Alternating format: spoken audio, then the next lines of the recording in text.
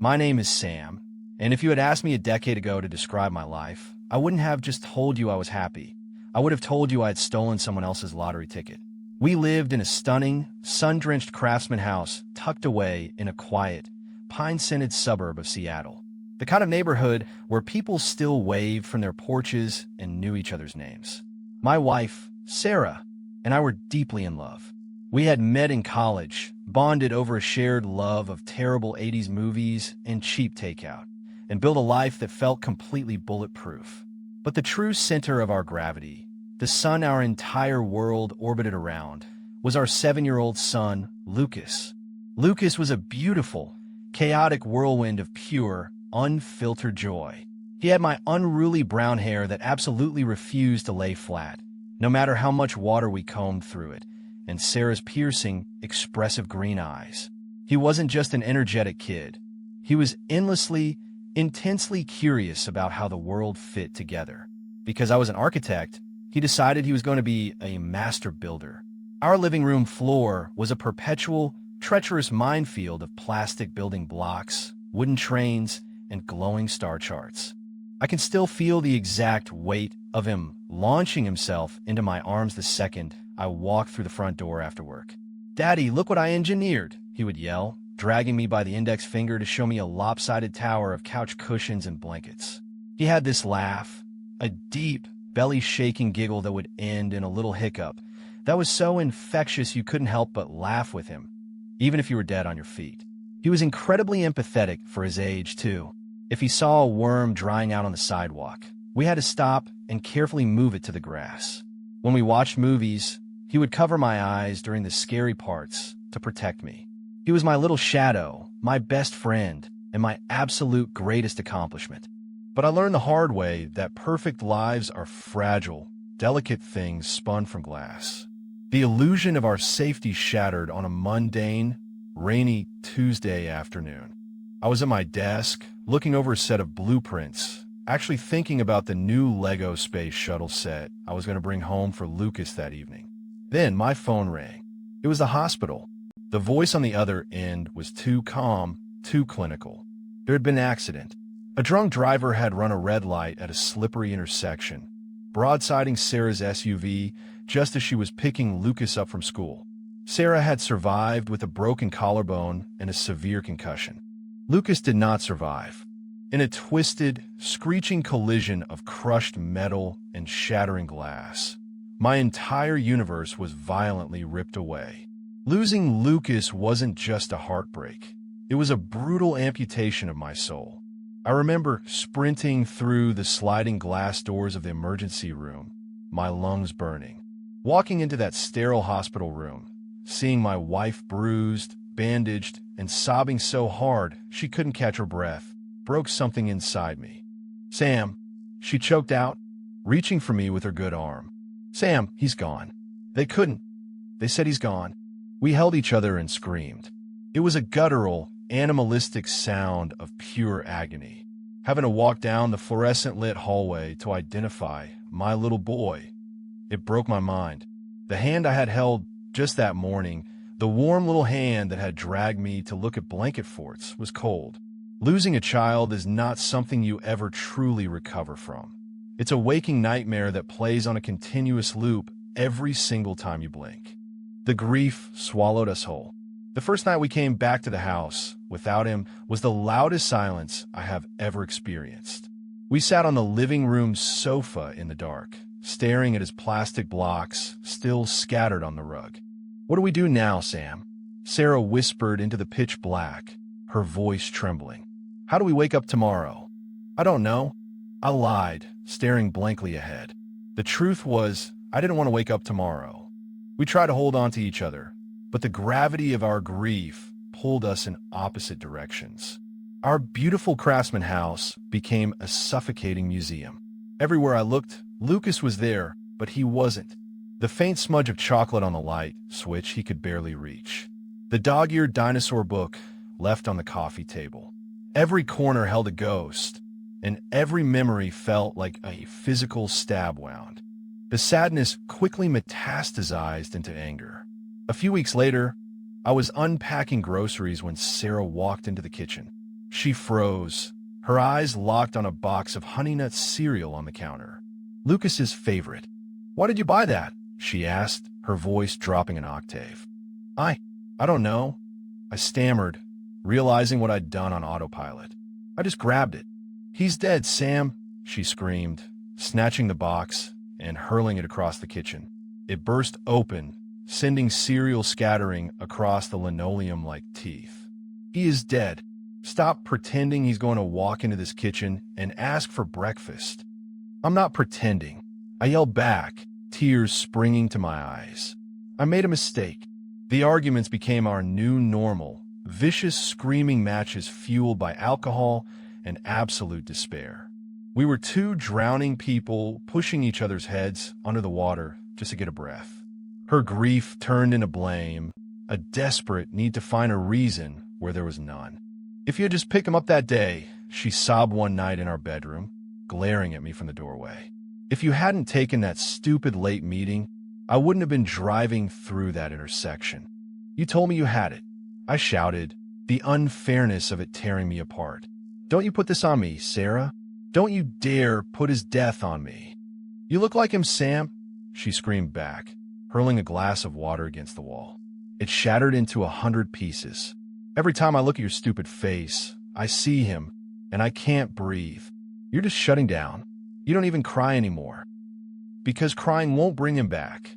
I roared, my voice breaking. I had no answer for her pain, because I was suffocating in my own. Finally, one bitterly cold November morning, the breaking point arrived. I woke up to the sound of zippers. I walked into the hallway to find her packing her suitcases. "Sarah?" I asked, my voice barely a rasp. She didn't look at me. "I am suffocating. This house is a graveyard, and we're just ghosts haunting it. I can't survive you. I can't survive this. Where will you go?" "Away," she whispered, finally looking up. Her green eyes were dead, entirely devoid of the light that used to live there. "Just away." She zipped up her bags, walked out the front door, and drove away. The silence she left behind was deafening. The divorce papers arrived via certified mail a few months later.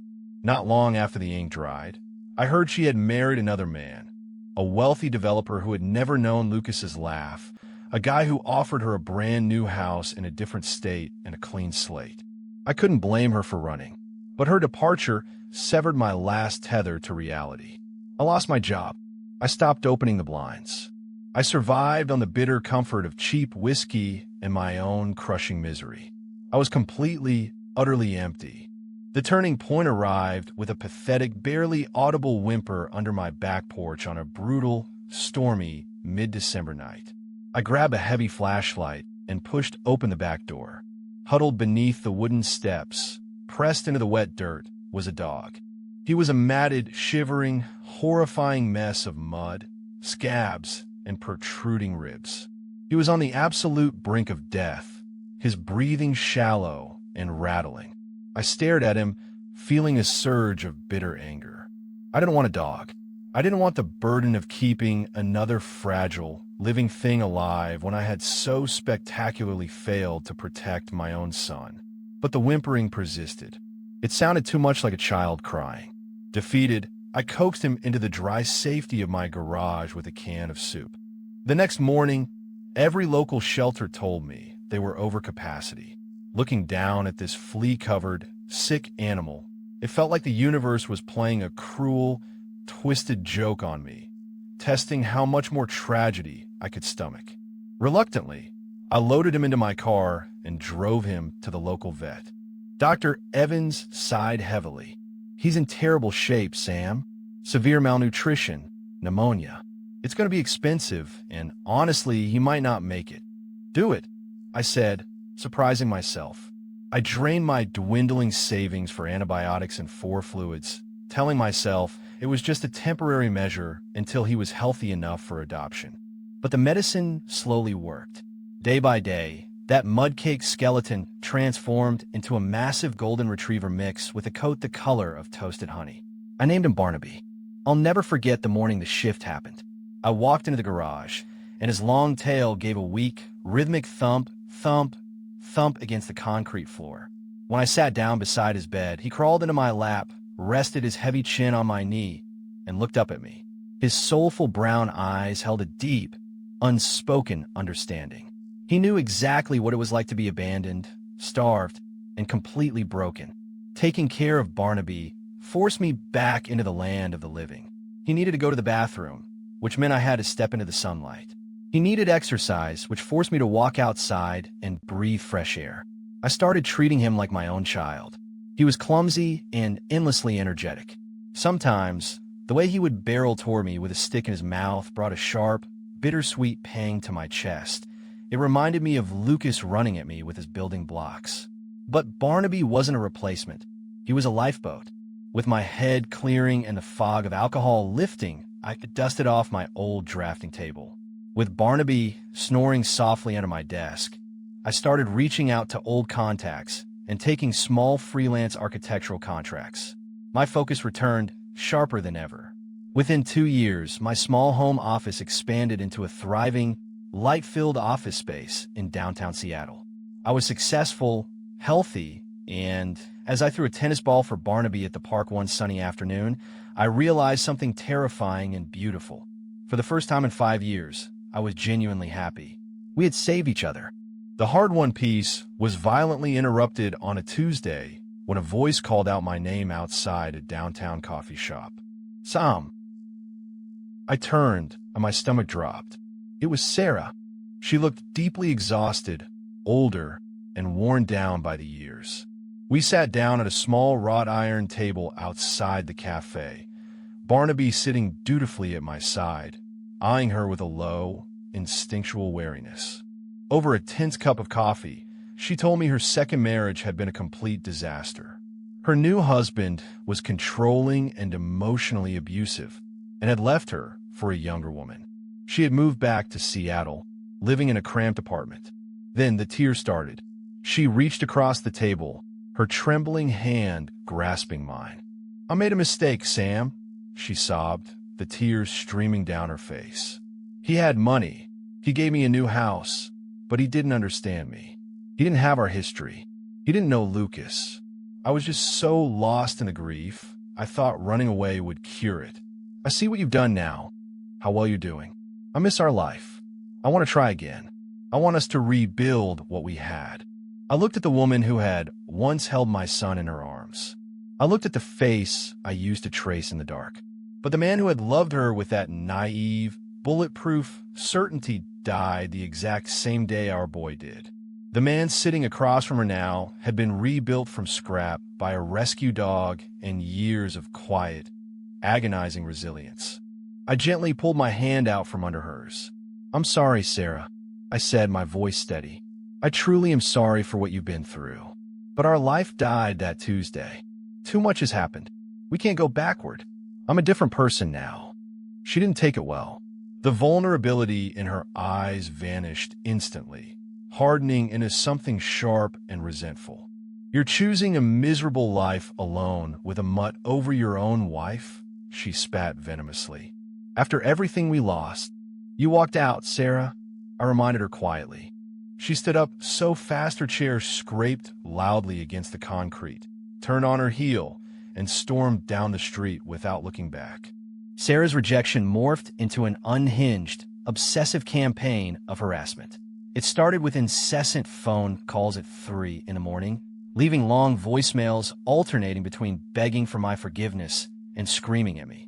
Then she started showing up at my office building, demanding to see me and causing scenes. She sent letters to my house detailing how I was responsible for her current misery. It was suffocating.